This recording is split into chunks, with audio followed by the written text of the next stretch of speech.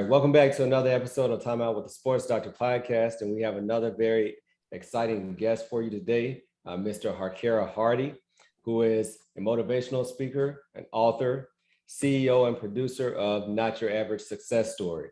So very glad to have you on the show. Thank you for spending time with us. This podcast is brought to you by Zero Gravity Skin, a prolific leader in the aesthetic devices market, delivering anti-aging, complexion clearing, hair growth, and pain management solutions across the globe.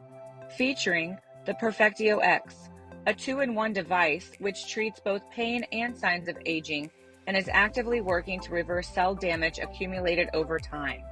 Also, the Relaxio, which provides damaged cells with the vital energy necessary to quickly renew and recover in the most optimal way. For more information, please visit zerogravityskin.com and use code Dr.Derrick 30 to receive 30% off your purchase. Again, that's zerogravityskin.com, promo code Dr.Derrick 30. Thank you for inviting me. This is very special for me in particular because I've done a lot, and I kind of pride myself on being low with the things that I do and just being humble. So the fact that you extended the opportunity out to kind of shed a little light on the things that I've done, it means something special to me. So I definitely appreciate you as well. Absolutely. Well, you definitely need to be applauded for the work that you're doing. I came across your story, I believe, after I interviewed Keon Howard and you introduced yourself, and I started to look into the work that you're doing and saw that you're from Laurel, Mississippi as well, and excellent work that you're doing. And we'll get into the work that you're doing a little bit later. But first, just kind of tell us about yourself, growing up in Laurel, Mississippi, and your family. All right. So as he said, man, born and raised 18 years, Laurel, Mississippi, L-Town, between the bricks. If you don't know nothing about it, then you probably ain't from it. So, man, grew up on the west side of Laurel. Laurel in general, a place, not many opportunities, not a lot of positive role models. Shout out to the ones that are. My big OGs, Akeem Davis, who you have interviewed, in the past. I'm thankful for him, whether we interact much or not. He set the pillar and the foundation from 2007 all the way to this current date for young Black men in Laurel, Mississippi, and showed that it's possible to make it out, and it's positive. It's possible to lead a positive life, because a lot of the interactions that a lot of the guys that grow up in that area aren't the most positive. So, like I said, grew up in Laurel, man. I came up. I played with the Eagles, Pee-wee football. My father was the football coach. From there, came up through the Laurel system, started running back at Laurel High School, won Mr. Tornado. A lot of people don't win that either. You know what I'm saying? That's one award. So just to kind of give you an idea of the type of young man I was, I ran track. I was very active, on the campus and different things like that. And I was fortunate enough in 2011, shout out the class of 2011, very fortunate enough to get a track scholarship to Midland University in Fremont, Nebraska. How does that come about? So at what point did you learn about Midland University? Dog. All right. So my story with Fremont, man, is deep, but we ain't gonna go too deep. Like, I was going through a situation at the time, heartbreak, high school sweetheart. It was tough. Mm-hmm. And I remember, just applying for different schools. I was talking with Memphis. I was talking with Hines Community College. My parents were they weren't necessarily pushing Jones, but they always used it as it's an option. And again, just through applying, through going through my heartbreak, I get an email from Fremont, Nebraska. Coach Justin Horner hit me back like, "Hey man, I'm interested in what you could do. I like your times. Obviously, we need to work on them, but if you're, open and willing to coming out, I think it'll be something cool. And I remember, man, initially when I read it, I'm hyped because, there was nobody in my graduating class that went that far, and so for me, like, and the thing too with my decision, like, I was a pretty cool guy. I'm not gonna, brag, but like I never really got the recognition that the guys that were top tier, I didn't get that recognition, but I was doing some of the same things. So when I got the offer, like I didn't know how to, go about it. I didn't know how to react. So I go to tell my mom, like, hey, Mom, Fremont, Nebraska, like, can we go? Right down like, the street. Yeah. Man, hey, listen, she said, boy, what the hell? What is Fremont, Nebraska? And I'm like, dang, okay, so that's probably not gonna happen. So, but my mom, I mean, she was entertaining it and she was all for it, but down there, as well as we talk about family and the dynamic of growing up in Laurel, you only know what you know what I'm saying? And what you don't know, you don't know. So this opportunity was very foreign. Like I said, there was nobody else that, even dating back to when I first came into high school. First off, just in general, there is nobody that has graduated from Laurel High School that has gone to Nebraska, Right. So we had no prior knowledge. We had no understanding of, bro, how are you even gonna get there? You know what I'm saying? And so she entertained it, but she was just like, you better get to looking, around these parts, and I just personally start doing the research, personally was communicating with the coach, personally working out, and I just made the decision that, you know what, hey man, like, I don't care what I gotta do. I don't care what I gotta go through. I'm gonna make this decision and I'm gonna make the best out of it. So yeah. So number one, a couple of things you said. Number one, you went against the grain because small towns, especially small town in rural areas, many times the only opportunity you have is to go to junior college, right? yes, So it was almost like a reflex. If you didn't get accepted into a 4-year college or you didn't get a 4-year scholarship, you go to junior college and you play your sport with hopes of moving on. Yes, sir. Like you mentioned, you had junior college offers, but you were seeing, okay, this is a 4-year university and it's in a place where nobody has gone before. So you have an opportunity to do something different and you embrace that, even being in Nebraska when you're from Mississippi, so foreign land for sure. So what was it like when you got there as far as adjusting, weather changes? Woo. Man, you're coming from a place in Mississippi where a lot of African Americans, and then going to Nebraska, that's going to be totally different. So, man, it was really, a lot of people, and I mean, everybody has their experiences and their understanding of the term adjustment. But when I say adjustment, like, I really want people to understand, like, 18 years growed up in one place. That's all I knew. And as soon, I literally remember the day, like, my mom, tough as rocks, man. Like, she don't show emotions. It was just how she was raised. She's just tough, man. And as we're going through the orientation, I'm like meeting people. It's almost like I could see the release of the parent from the child. Like, I could see it, but I was so busy in, interacting, doing what I had to do, getting signed up. And I just see my mom over there in the corner, just trying to, hold her toughness. And she broke down. And I was like, dang, like, this is real. And that same day was the day that they left. And, I said my goodbyes. We drove, packed my mom's truck up. We drove all the way. I mean, it's nothing to me now. I literally drive that ease. But back then, like, my mom and my daddy was going through it trying to make that drive. So literally, we were sitting in the back of the building that I stayed in my freshman year. And I was just sitting outside on the bench. We had got everything put in the room, everything situated. And I just remember sitting there. I think my mom even got a picture somewhere, but I was just sitting there and I just watched him drive off. And When they disappeared, took a deep breath, got up, went in my room. And to your question, my first semester was a shell shock experience. You know, I was surrounded by a lot of individuals that, one, I did not know, two, that I could not, that I didn't have anything in common with at that time.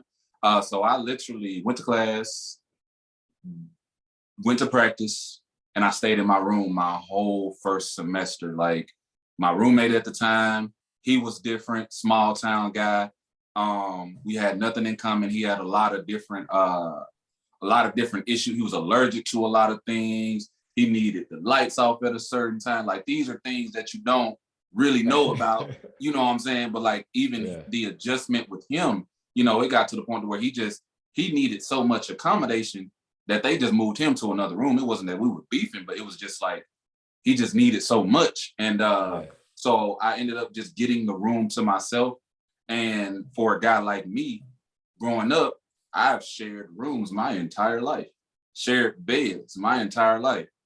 I had my own room. Like, this is mine. Like, I literally took his bed and my bed, put it together. So I had a master bed. You know what I'm saying? I was hyped, man. I was hyped. But that so after that first semester, I came home Christmas, you know, talked to my folks, let them know what was going on, let them know where my head was. And I came back after, you know, some pep talks with them, and I just put my feet to the ground, man, and fully embraced that opportunity going into my second semester, getting involved on campus, really like establishing myself as a track athlete, you know, on the team. Because at first, again, like, in Laurel, we don't have a lot of resources. So like, we were fortunate enough for guys like my father, who has been the foundation of the Pee Wee League in Queensburg, just being able to pour into those kids. And the city doesn't give a lot of money to it. So my dad, I literally used to watch him take the little money he had out of his pocket and pay for equipment.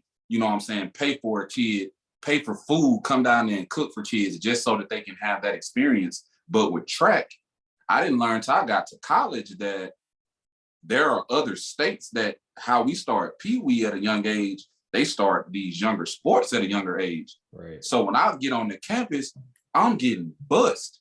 And I was nice in Laurel, you know, based off of the training and the situation that we had. But when I got there, bro, like I said, it was tough, because I'm trying to establish myself, and this is what I'm here for. And literally, freshmen, upperclassmen, they were leaving me in the dirt. But that second semester, man, it was just something just clicked, and I just started to develop another level of dog that I already had. And I just always kept in my mind that I was never going to experience kind of what I experienced in high school, in terms of being the guy, but not being referred to as the guy. No, I'm going to be the guy, and you're gonna refer to me as that guy. So, yeah. Yeah. So tell me about, you mentioned kind of walking on campus and realizing, all right, there's a gap between where I am and where at my talent level, or excuse me, where my competition are starting. And you have talent, right? But talent's not always enough. What was it about talent, and then you saying the dog in you, that, you know, putting those two things together that made you be able to be successful in the end? Were you just saying, I'm going to outwork everybody, or, you know, I know that I can be the man here? Man, so with track, it's a I went into it because of how I was taught that it was a team sport. Mm-hmm. And I had to learn very quickly that, yes, it is a team sport, but no, it's an individual sport. And my coaches literally had to force that in my mind, because I was just so team oriented, and I was just so for the team, but my team was busting me. And I'm sitting here wondering, like, for the team. But you know, again, you're not competing with the team. So, like I said, I definitely, I had great teammates in terms of their athletic ability. So I was very blessed to be able to compete at a very high level at practice every day. And again, weather change. So we're running out. So I remember my first time, man, we had to run outdoors and it was snowing. And I remember when I got back in the facility, my hands were frozen. And the first thing that I did, which public service announcement, if your hands are frozen, do not go and put hot water on your hands. The first thing I did, because that's all I knew, ran in there and put hot water all over my hands, and then they locked up even more. And I remember laying on the ground, and my teammates, they just walking, you know, they done got their workout in, they done. And I'm almost in tears, you know, at this point. And I remember my coach asked me if I was okay, and I'm like, I can't even really talk. He just walked past me because he was accustomed to it too. And it was at that moment that I realized, like, okay, Kira, like, nah, bro, like this ain't it. And like I said, it's just whether that was in the weight room, whether that was on the track specifically, I just turned it up another notch. And when I say turned it up another notch, what I mean is just because at the end of the day, it's all mental. You know, I just had to start doing the things that I needed to do to get to that next level. And it, like I said, it just worked out. I could care less. It wasn't about if my teammate was beating me. It was about, Kira, did you get 1% better today? All right, Kira, did you get 2% better the next day? And gradually, like I literally climbed a long ladder. And before it was all said and done, people were respecting me, you know? And so, like I said, it's really a mental decision, because the physical, like I said, with track, I can't speak to no other sport. It's gonna catch you, and it's gonna chin check you, and it's gonna, hey, are you really about what you talking about? Like, did you really prepare like you thought that you prepared? And if you didn't, that physical aspect of it is going to, all right, buddy, we need to slow down. But when it's locked in here, like it doesn't like, and that was another thing. Like, so with track as well, growing up down in Laurel on the track team, my coaches would always tell me, like they would always just yell, finish, finish, finish. And I'm just thinking, okay, I just got to finish the race. Like, as long as I cross the finish line, I finished. But when I got to college, I started to understand what my coach meant when he would yell finish. And it wasn't just finish the race. It was like, just keep going. Like, and that simple trick, that simple understanding changed the game for me. So how does that correlate with life? You know, I can still hear my high school coach telling me to relax and run, you know, and what he meant is about when you get fatigued, you want to tense up, right?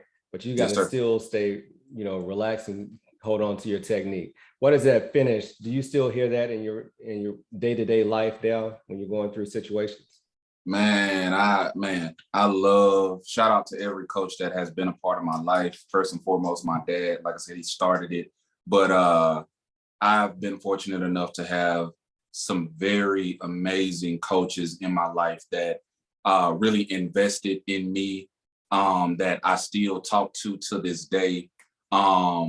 Yes, I definitely believe that with just that specific term, finishing, I mean, just with the work that I do specifically, which we will get to, but in general, there are fatigue moments in life, and naturally, you know, we as human beings, normal. I don't consider myself normal, but the normal individual will listen to their body and shut it down because that's comfortable, and there's nothing wrong with that.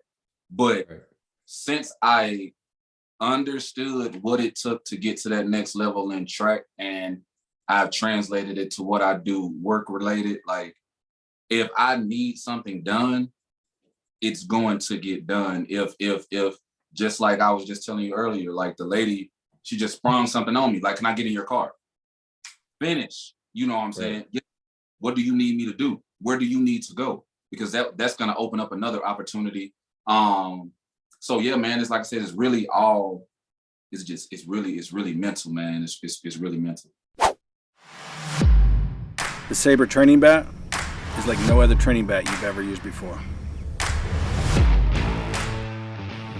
So the purpose of the Sabre training bat with its modified barrel is so that you can perfectly sequence and get behind the ball, getting the bat on plane sooner, creating less miss hits, more line drives, higher batting averages, and more exit velocity. The Sabre training bat is the #1 training bat on the market. Sabre Bats, the training bat that's going to take you to your best swing.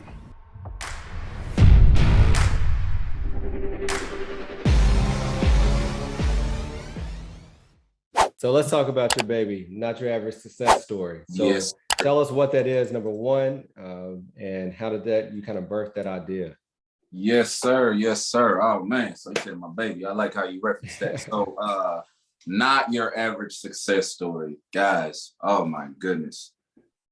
Not your average success story. So 2016, man, I meet one of my fraternity brothers. I had seen this guy around. He wasn't a big talker.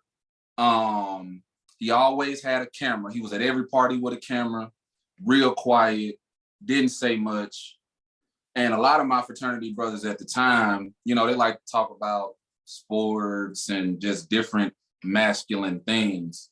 And again, nothing's wrong with that at all. But you know, a guy like me, all right, that's cool. But let's talk about something deeper. So I just randomly brought up, who likes movies? You know, who likes scary horror movies?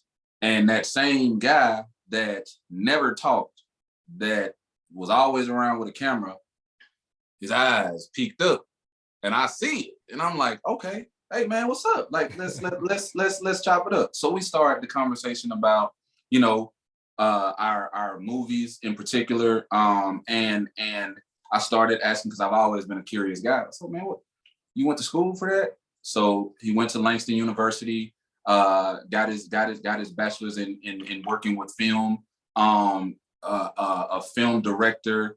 I mean, it's so much to him. But I told him, I said, hey man, if you are willing to listen, I really think I have something. Like, I personally have a story that not only is worth telling, but I think it could do some things. And lo and behold, he sat there and listened. So we talked. Man, I could go into detail of just how all of this transpired. But before the Not Your Average Success Story movement started, I created a personal documentary. When I started this journey, I knew that it wasn't going to be an overnight thing. I knew that I needed to get out there early and establish my foundation of who I am and what I represent. So if all else fails, if you meet me 10 years from now, you can look at that documentary and you can have a good understanding of the type of man that I am. And then if you come in and you look at the work, just at, you know, the random times, you can go all the way back to the beginning and realize, like, oh, dang, like, he been doing this for a while. So yeah. We titled it Eremos. Eremos is the Greek translation of maturing, growth. And at that time, that's what I was going through. Like, I was going through an evolution. I was maturing, I was growing. And in Eremos, what I wanted to do was address several different things that we as people, we are kind of conditioned to overlook as not a form of success. And so, but we go through these things. Everybody does. And so I'm like, okay, like I was telling, like, so his name is Julian. I was telling Julian, I was like, man, like, I got to figure out, like, cause I have so much, but I got to figure out how to put this together in a way that it gets people's attention, holds people's attention, and then convinces them that I'm about what I'm talking about. So I talked about how a lot of people will say they can't be successful because of where they come from. So I go back to my old neighborhood. I show you again, born and raised on the west side of Laurel, houses boarded up. I mean, it was a, like I said, there weren't any positive role models. Me and my brother, we were the only guys with a basketball hoop outside. So literally every day, as soon as we get out of school and bounce the basketball, everything came to the front of our house. So we were like, first and foremost, we were shown it every day. So I talked about, like I said, it doesn't matter where you come from, you can still be successful. I went to my old high school. I talked to different administrators, and they gave their perspective of success as well, which is different from what we see. But they also reiterated the type of young man that I was at that time. I talked about how I dealt with my grandmother's passing, because at some point we all are going to deal with it, but how you respond to it can be a form of success. And then as well, so I'm like, all right, all these things are cool, but I'm like, man, I need something to put the icing on the cake, man. Like, I need people's emotions. I need them to understand that I'm serious. And ironically, during that time, my dad's kidneys had failed. And I was going through the process, which it is a process. I was going through the process of getting ready to donate a kidney to him. So if you know anything about that process, you got to be a match. So they got to run your blood. That's gonna take a while. You have to, your body type, your body lifestyle, like you have to live a certain lifestyle to even be able to do that. So going through all of those procedures, and ironically, man, I kid you not, literally captured it on video. As I'm riding to Mississippi with Julian, mind you, at this point, I didn't know if that was going to be a part of this documentary, but we're on the road. This is months after I done sent my blood in. I hadn't heard from the people from Ochsner, like nothing. Me and Julian are on the road. I get a random call from New Orleans. Hello? Hey, this is XXX from Ochsner. Oh, snap, Ochsner, I know, I recognize that name. What you want? You know what I'm saying? You got something you want to tell me?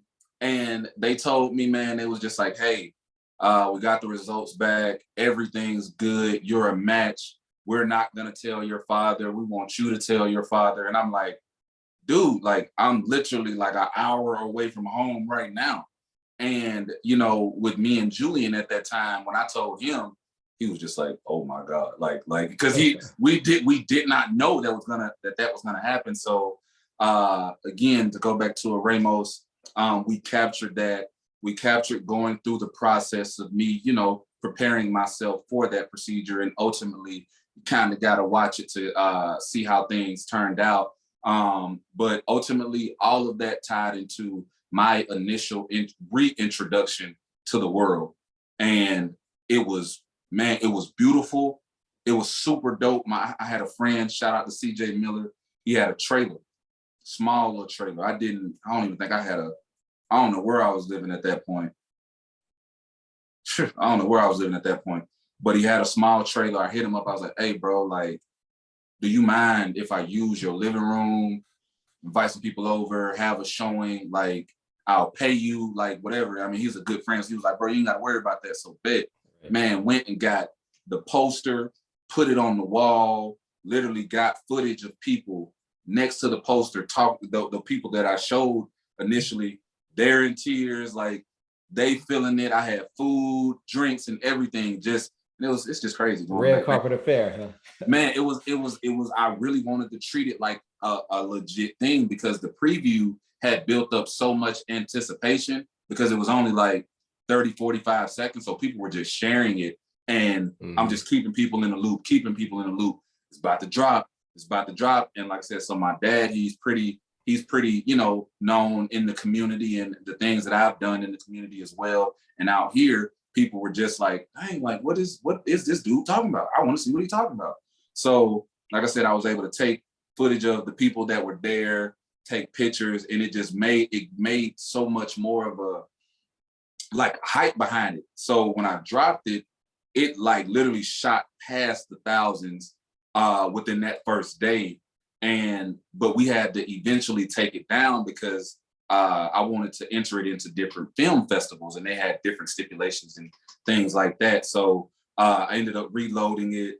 But coming back to not your average success story. So Ramos was the foundation, solid foundation. Always, if I fall back anywhere, if I stop talking to people, I will fall back on my story. So from there, it was like, okay, I had to realize really quick that it was just a moment. That's all it was. I just explained all of that to you. And that, that was probably 3 minutes of this interview, but it happened just that fast. And skipping over a lot, I was riding a roller coaster. I like to reference my journey as a roller coaster. At Ramos, I was at the top. Then it's like, okay, what are you gonna do next? And I come back up. I start selling t-shirts. A lot of people loved that. That process was a learning experience because that was my first initial introduction to entrepreneurship in a form of you're going to spend a lot more money before you receive anything. And so I was literally paying to have the shirts printed. I was hitting people up out of my respect for them in the positions that they were in specifically, in the lifestyles that they led specifically. And I said, you know what? Hey, man, I don't even need you to pay me. Just take this shirt, put it on, because it says, I am, you are, we are success. And it's not your average success story. And so in a sense, I wanted you to claim it. And I wanted a person seeing it, I wanted it to catch their eye and make them go, what is this? And then you walk up to it and you understand, like, oh, snap, like, this is actually, pretty cool. So I sent out so many shirts, bro. And it was tough. But then I had to come to a realization of, all right, Kira, you spending way too much money. You got to figure out something else. So kind of to what I do now, not your average success story just kind of got birthed in the midst of all of that. And the idea behind not your average success story, like I said, was to just give people a different way of looking at success. So right now with what I do specifically, I travel, man, and I talk to different people. And the basis of our conversation is something that individual had to overcome at some point in their life. And the idea behind it is that everybody in this world, man, everybody is uniquely different and they dealt with something that's specific to them that makes them who they are. But there's somebody out there that can take something from something you say. There's somebody that's going to watch this, that's been following me, that's been following you, that just maybe somebody new. And they're going to take something from our conversation. So the idea was to highlight the fact of you overcame whatever that was. Hey, man, you woke up today after what you dealt with yesterday. Success ain't so far off. You are successful. And it's up to you to determine whether you're successful or not, because again, we're just shoved so many things via media that kind of portray what success is, which I honestly feel like it is making us even more lost, because we're aiming for things that are attainable, but it's not that's not what it's about. And you'll end up losing yourself trying to chase that. So one thing I say on my show all the time is that, I want to help inspire you to achieve the level of success that you deem, appropriate for your life, right? So my definition of success, your definition of success is different, but everybody has the ability to achieve that level of success that they want. There it is. Yes, sir. And yeah, so I pretty much, I started doing all of that via video because shout out to Julian Jackson, man, Julian Deshaun Jackson, the one and only, my big OG. He taught me how to edit and he taught me how to record. And I was like a sponge, man. And that was a whole process. Like when I wrote in the, I don't know if it was the title portion, when I said author and motivational speaker, I kind of put in parentheses that I'm speaking certain things into existence. And so I'm going to be a published author. And that's one of the things that I'm going to discuss is just that process because it sounds cute. And obviously people have seen a lot that has, happened since I've, started doing what I do, but that was a process. And so I highlight the fact that they overcame it. They give advice to somebody that they may have known that, or may not have known that, and that's pretty much it. And my goal, man, I just want to shake the world, man, and it's happening. It's just a process. And you've done this now for what, about 3 years? Shoot, man, since 2016, I've been on the ground. As far as with the episodes, or just with the episodes. Yeah.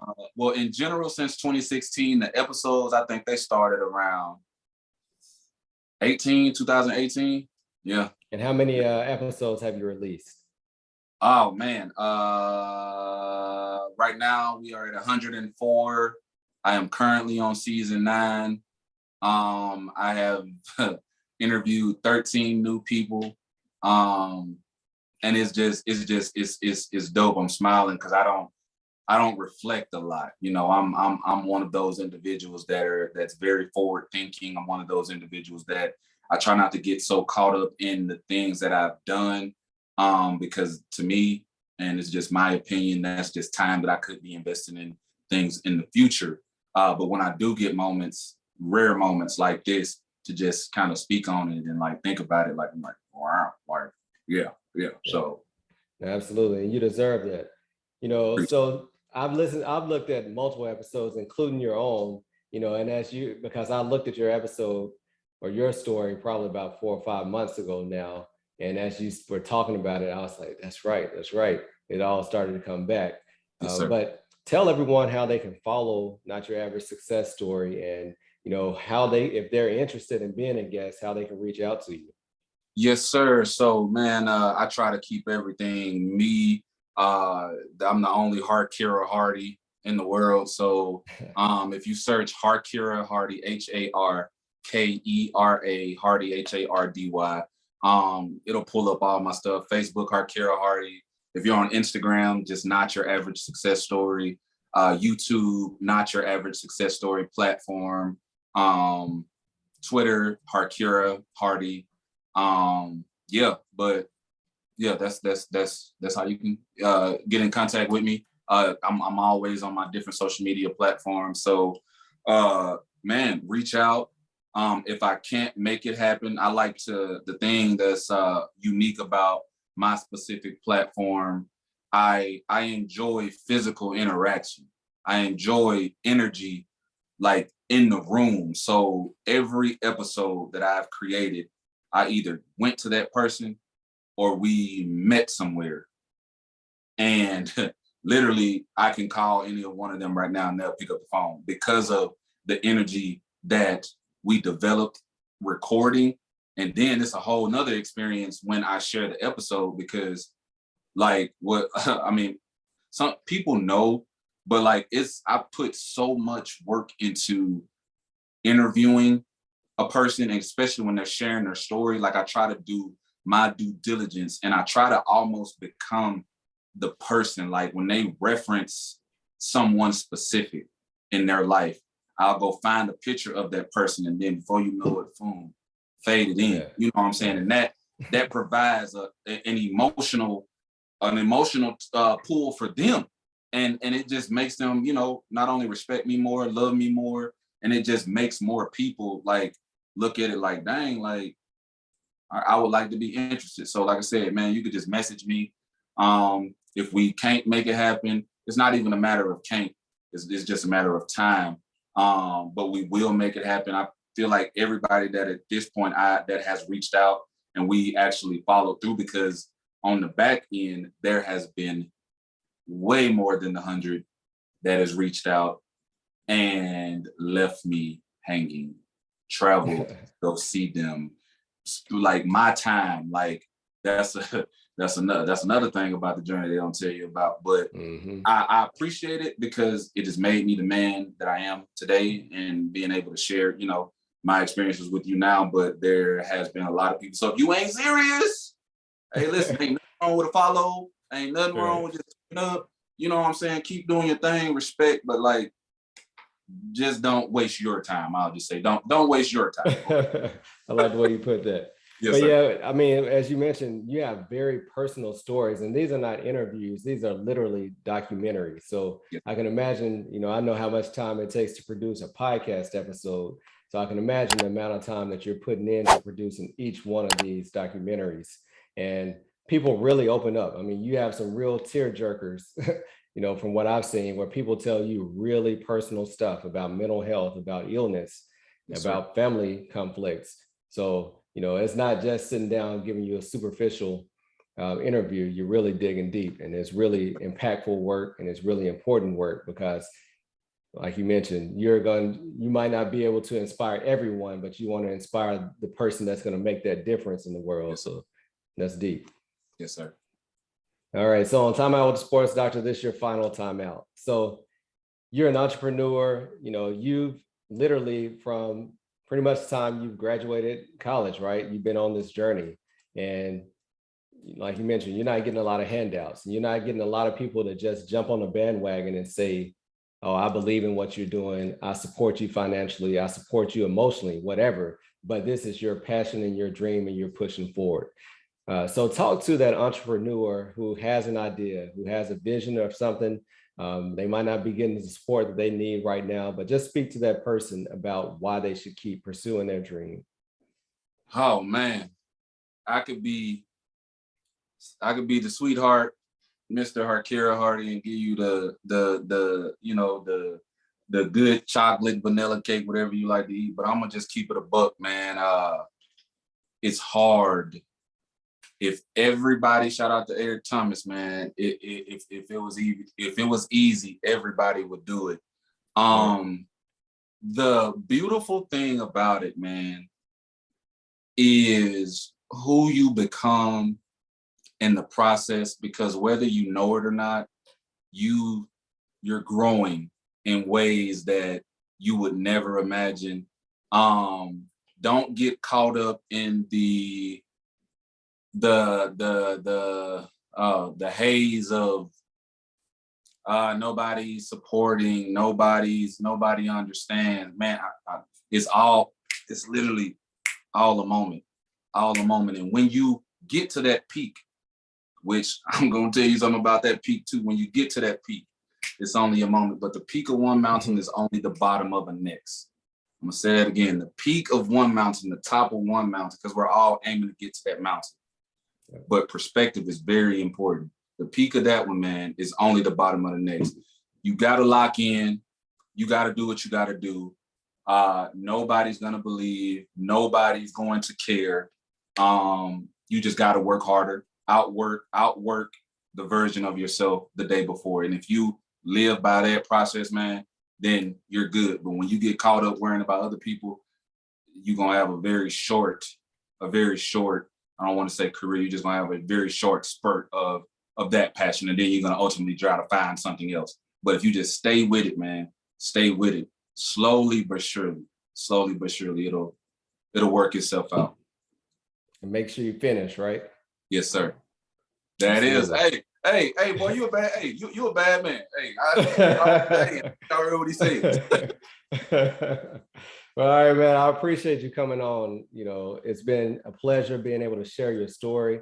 And I see, a lot in you. And I see the work that you're doing is meaningful and it's impactful and it's very necessary. So keep your foot on the gas. Keep your foot on the gas for sure. All right, man. Thank you for continuing to support this podcast. If you enjoyed this episode, then please leave a 5-star review. And if you haven't done so, subscribe so you continue to get the updated episode. Until later, peace. Time out with the sports doctor. Keep our head right in the game. We ain't never stopping. You are now tuned in. Trust you don't want to miss. This is where life, sports, and medicine